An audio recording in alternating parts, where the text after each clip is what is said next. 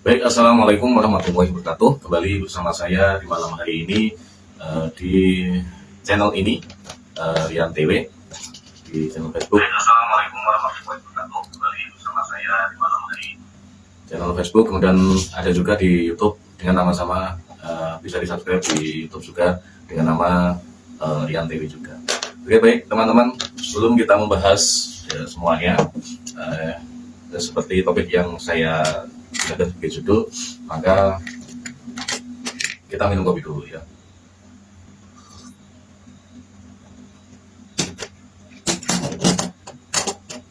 Baik teman-teman, yang menarik ini terkait pengunduran diri Dirjen Aptika. Jadi Dirjen Aptika itu yang bertanggung jawab terkait masalah aplikasi di Kominfo, itu mengundurkan diri dengan alasan dia merasa bertanggung jawab terhadap apa yang terjadi terkait masalah peretasan yang akhirnya bisa membuat lumpuh sebagian kementerian atau sebagian lembaga-lembaga yang membutuhkan data-data sebagai pusat untuk mengolah kerjaannya seperti itu, sehingga Dirjen Aptika ini mengundurkan diri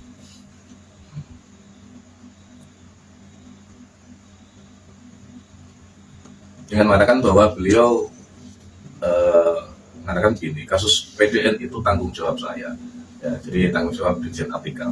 Jadi kita bisa flashback sebentar sebelum kita membahas tentang berita yang dari Kumparan News ini, bahwa sebelum-sebelumnya ini itu ada petisi yang ditujukan kepada Menkominfo Budi Ari, bahwa tuntutannya Budi Ari itu mengundurkan diri dari Menkominfo ya.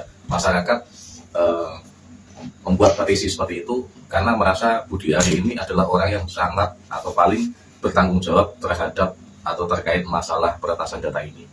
Dan masyarakat juga menganggap bahwa Budi Ari ini tidak berkompeten ya, tidak mempunyai skill, tidak paham terkait masalah yang telah terjadi atau sedang terjadi ini.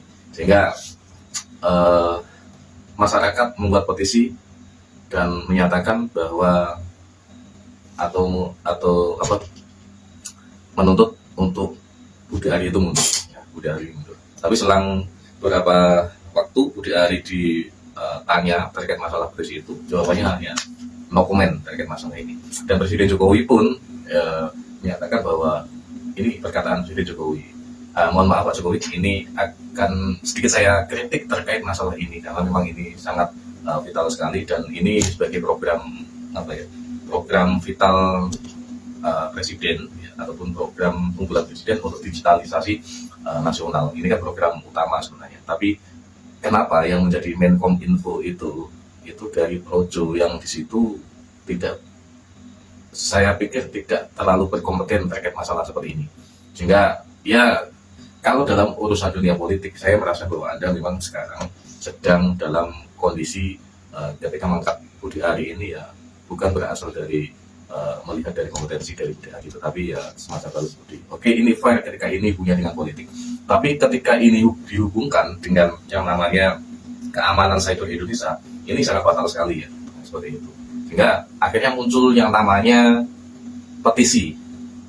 Sudah ribuan orang melakukan petisi, sudah ribuan orang menuntut, puluhan ribu ya, bukan ribuan, menuntut Budi Ari ini untuk mundur. Tapi ya masyarakat hanya bisa memberikan petisi atau menuntut seperti itu, tidak bisa menentukannya. Bisa menentukannya Presiden. Jadi kan Presiden saja jawabannya ya, itu terjadi di manapun, tidak hanya di Indonesia, dan ini sudah dievaluasi. Singkat seperti itu. Yang intinya tidak ingin menghentikan Budi Ari terkait masalah seperti ini. Ya kalau Presiden mengatakan seperti itu, saya rasa ya fair saja, karena Presiden ingin menjaga keutuhan semuanya. Jadi seperti itu, menjaga kestabilan semuanya, apalagi ini di masa-masa jabatan terakhirnya, di masa-masa bulan terakhirnya, karena Oktober nanti kan Presiden Jokowi sudah selesai masa jabatannya, sehingga mungkin agak ketika ini Budi Ari sampai dipecat itu ya agak lebih fatal. Ya ini saya berpikiran positif saja seperti itu untuk jaga kestabilan nasional ya, seperti itu. Tapi di balik itu memang saya pikir Budi Ari ini ya belum bisa atau tidak tahu malu terkait masalah ini.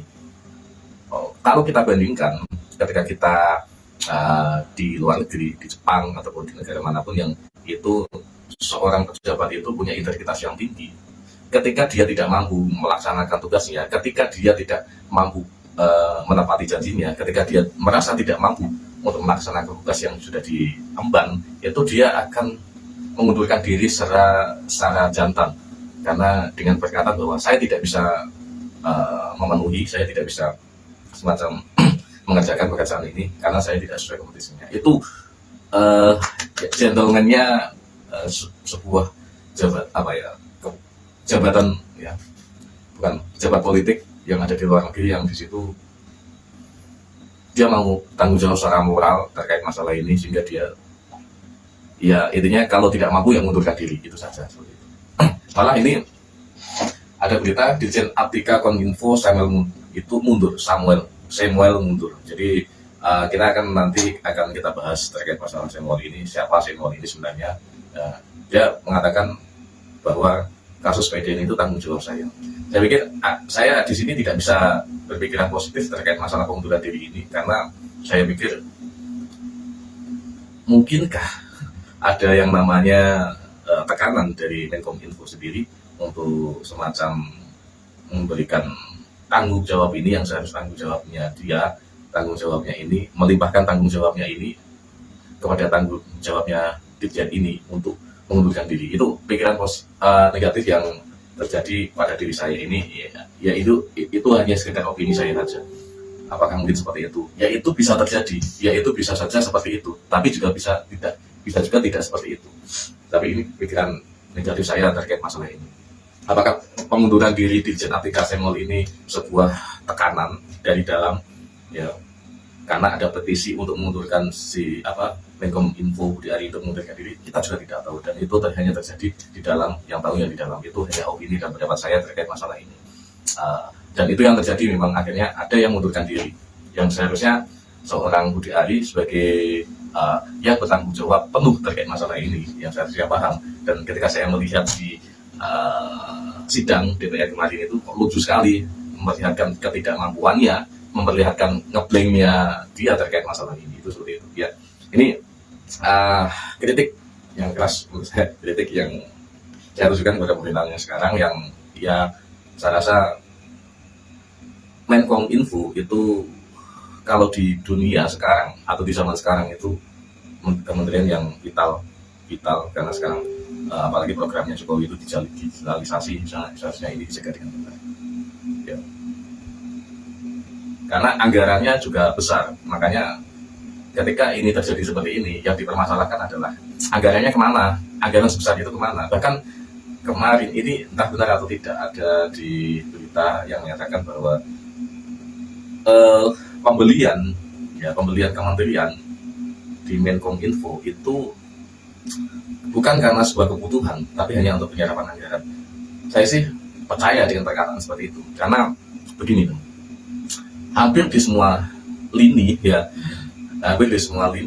itu banyak yang terjadi seperti itu di kementerian manapun, ataupun bahkan di sekolahan, ataupun di lembaga mana, atau bahkan di desa. Itu kan penyerapan anggaran itu kan dituntut untuk dihabiskan, karena yang pertama ada yang namanya anggaran yang diajukan di awal tahun, kemudian di akhir tahun harus itu direalisasikan kan. Kadang itu tidak penting, akhirnya dibeli seperti itu demi untuk penyerapan anggaran. Karena kalau tidak diserap anggaran itu, maka juga akan dipertanyakan kenapa ini tidak diserap, kenapa anggaran ini tidak digunakan, kan seperti itu. Seperti itu. Ya demi ada yang mengatakan penyerapan anggaran, masalah seperti itu. Oke, kembali ke masalah Dirjen Aptika yang mengundurkan diri ini ya. Terkait masalah ini, saya akan membahas sedikit di beritanya di Kumparan ini. Oke, saya bacakan teman-teman. Dirjen Aptika Kominfo Samuel mundur. Jadi beliau mengatakan kasus PDN itu tanggung jawab saya. Jadi seperti itu. Dirjen Aplikasi Informatika atau disingkat Aptika, Aplikasi Informatika, Kementerian Kominfo Samuel Abdizani Panggerapan mundur dari jabatannya. Ini berkaitan dengan serangan server PDN oleh kelompok brand Jipper ransomware yang melumpuhkan sejumlah layanan publik. Jadi ransomware itu kalau bisa dikatakan itu semacam virus yang menyerang data, menyerang website, yang di situ bisa mengunci website tersebut dan akhirnya tidak bisa diakses. Intinya seperti itu. Mengunci. Kalau dalam lebih parah lagi, data-data seperti itu akan diambil kemudian diperjualbelikan. Nah, itulah yang ditakutkan sebenarnya ketika data-data kita, data-data penting kita itu digunakan untuk hal-hal yang tidak semestinya. Untuk banyak sekarang yang terjadi untuk pinjaman online bisa seperti itu, untuk pembuatan yang lainnya yang itu tidak bisa dipertanggungjawabkan banyak. Ketika data kita itu diambil atau ketika data itu digunakan oleh orang lain, itu sangat berbahaya teman-teman. Jadi ini yang dipermasalahkan sebenarnya terkait masalah data ini. Jadi data ini, dan terakhir kita flashback lagi, ternyata kan yang dari hackernya, kelompok hacker itu akhirnya kan malah minta maaf dan kemudian kemarin itu memberikan kuncinya, ya kunci untuk membuka kembali data yang telah mereka kunci karena serangan ransomware itu tadi, sehingga akhirnya bisa buka semua data. Tapi itu memalukan sekali sebenarnya, memalukan sampai-sampai negara itu kalah dengan orang atau kelompok tertentu seorang. Dan ini pesan yang sangat menolong sekali. Bahkan si hackernya ini memberikan pesan bahwa rekrutlah orang-orang yang kompeten terkait masalah ini, ya, terkait masalah cyber, terkait masalah ini, bukan orang-orang yang terkait masalah jabatan politik, ya, seperti itu. Dan akhirnya tidak paham. Ya bisa dikatakan ya, kepala BSNN itu katanya kan bukan tidak paham terkait masalah ini, tidak paham tentang yang namanya penyimpanan data seperti itu, tapi tidak diangkat kan seperti itu. Isu untuk pasien saya juga tidak tahu itu ada kemarin baca berita seperti itu. Oke, setelah 8 tahun dengan ini mengatakan pertanggal 1 Juli saya sudah menyatakan pengunduran diri secara lisan. Nah, itu kemarin 1 Juli katanya. Dan suratnya sudah saya serahkan kemarin kepada Menteri Kominfo. Jadi 1 Juli kemarin. Semula dilantik sebagai Dirjen Aptika oleh Menkominfo Rudiantara pada Jumat 7 Oktober 2016 di masa pemerintahan Jokowi tadi itu. Dirjen Aptika mempunyai tugas merumuskan dan melaksanakan kebijakan di bidang penata kelolaan aplikasi informatika. Terima kasih atas kerjasamanya selama ini dan saya mohon maaf apabila ada kesalahan dan perkataan saya yang kurang berkenan. Demikian yang bisa saya sampaikan. Itu lanjut Samuel. Jadi perkataan Samuel menutup pernyataan dengan jargon Indonesia terkoneksi, makin digital, makin maju. Karena Indonesia maju mulai dari kamu, dan kita semua misalnya. Itu tanggung jawab. Dalam sesi tanya jawab, Samuel menjelaskan alasan utama dirinya mundur karena merasa bertanggung jawab atas serangan cyber terhadap server PDN. Data di PDN dienkripsi atau dikunci sehingga tak bisa diakses oleh para tenan yang berasal dari lembaga-lembaga kementerian dan Pemda. Jadi kejadian ini bagaimanapun secara teknis tanggung jawab saya sebagai Dirjen Pengampu Transformasi Pemerintahan secara teknis. Saya mengambil tanggung jawab ini secara moral, harusnya selesai di sana karena masalah ini harus saya tangani. Jadi merasa intinya seperti yang saya katakan tadi, merasa bertanggung jawab terhadap masalah ini ya, terhadap seperti itu. Ya pikiran negatif saya seperti tadi. Apakah ini sebuah tekanan dari dalam atau tidak, atau bagaimana sampai mengundurkan diri, padahal yang dituntut mengundurkan diri itu adalah Menkominfo. Oke, seperti itu. Next, melanjutkan terkait masalah kasus asusila Ketua KPU Hasyim Asyari kemarin, ya, yang ini judulnya media asing soroti kasus asusila Ketua KPU Hasyim Asyari. Jadi flashback sebentar bahwa Hasyim Asyari ini terkena kasus asusila, yaitu mengajak bawahannya ya, untuk melakukan hubungan seksual, atau dalam yang sudah dilakukan itu adalah beliau sering teleponan kemudian chat mesum. Ini seperti chat mesum ya, intinya seperti itu. Jadi ini sangat miris ya, bahwa Ketua KPU ini yang kemarin ini, Ketua KPU ini yang kemarin khotbah ya kayaknya, yang khotbah di Idul Adha kemarin di masa di depan Jokowi itu di Semarang kalau nggak salah. Jadi melakukan mesum kepada bawahannya sampai diajak berhubungan seksual seperti itu ya, itu kita seperti itu. Akhirnya Hasyim Asyari ini oleh DKPP itu dipecat. Ya setimpal dan belum setimpal karena mungkin ini bisa diajukan ke arah pidana. Ini kasus pelecehan seksual kepada wanita seperti itu, sampai wanitanya melaporkan ke DKPP. Akhirnya Hasyim Asyari ini dipecat seperti itu. yaitu sebuah jabatan yang melenakan, yang bisa merusak dirinya sendiri. Oke, next. Jadi ini dari CNN menyatakan ataupun mengunggah sebuah berita. Jadi media asing soroti kasus asusila Ketua KPU Hasyim Asyari. Sejumlah media asing menyoroti kasus asusila yang menyeret Ketua Komisi Pemilihan Umum Indonesia Hasyim Asyari. Media Australia ABC News melaporkan kasus ini dalam artikel berjudul Indonesia Dismisses its Chief Election Commissioner over Sexual Assault. Jadi ABC News menggarisbawahi pemecatan Hasyim usai terbukti bersalah karena melakukan kekerasan seksual terhadap salah satu staf panitia pemilihan luar negeri di Den Haag, Belanda. Dewan Kehormatan Penyelenggara Pemilu atau DKPP menyatakan Ketua KPU Hasyim Asyari telah melakukan kekerasan seksual pada bulan Oktober dan mengakui hal tersebut sepenuhnya. Oktober-November ini berarti sudah tahun yang lalu ya. Jadi kantor berita Malaysia bernama juga melaporkan bahwa kasus Hasyim dalam artikelnya yang berjudul Indonesia DKPP Faris Hasyim Asyari KPU Chairman to Ethic Violence Report. Bernama menuliskan bahwa DKPP menuntut Hasyim karena sang Ketua KPU telah melakukan pelanggaran etik. Jadi putusan Dewan menyatakan Hasyim bersalah karena mengabaikan prinsip-prinsip profesionalisme dan gagal menegakkan standar profesionalitas dan etika. Dia tidak etika, ya sama bawahnya mengajak telepon sampai berjam-jam berlama-lama, kemudian chat mesum, kemudian sampai mengajak berhubungan dia bukan etika lagi ya, seperti itu. Tidak beretika lagi, tapi memang tidak beretika. Tapi itu juga karena godaan setan bisa seperti itu. Ya semoga terlindung dari hal seperti itu. Namun bila ingin balik, oke. DKPP menjatuhkan sanksi pemecatan kepada Hasyim Asyari menyusul aduan dari perempuan berinisial Cat yang merupakan anggota PPLN di Den Haag, dari panitia pemungutan di luar negeri, ya khususnya di Den Haag, Belanda. Putusan itu dibacakan Ketua DKPP Hadi Lugito pada sidang pengucapan keputusan di gedung DKPP Jakarta Rabu 3 Juli 2024. Dalam putusannya, DKPP menyatakan ada hubungan seks antara Hasyim Asyari dengan seorang PPLN di Den Haag inisial Cat. DKPP menyatakan hubungan badan dilakukan secara paksa di kamar hotel tempat Hasyim menginap pada Oktober 2024. Saat itu Hasyim berada di Den Haag berkaitan dengan wah ini ternyata sudah sampai melakukan hubungan seks ya.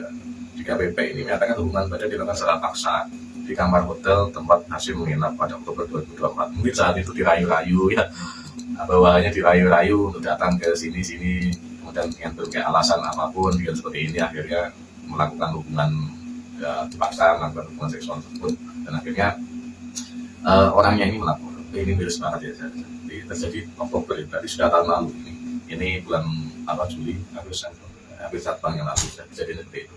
Dan baru sekarang melapor ya nggak tahu memang laporannya sudah lama atau tidak. Yang jelas ini kasusnya ini diungkap ketika memang sudah selesai pemilu kemarin ya itu. Oke, seperti itu. Ya semoga ini sebagai pembelajaran semuanya bahwa memang jabatan yang tinggi itu kadang melenakan, kadang membuat kita buram hati, kadang membuat petang hati. Ya, kalau jabatan itu tidak digunakan secara semestinya, ya punya uang, punya kuasa, kemudian punya segalanya, ya dia akhirnya berbuat kalap kadang seperti itu.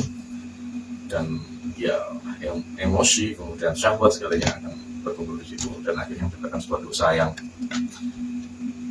dan itu efeknya di dunia juga, akhirnya dipecat juga kan seperti itu, akhirnya dipecat, belum lagi nanti dosa zinanya ketika nanti di akhirat kan ya bagus kan seperti itu.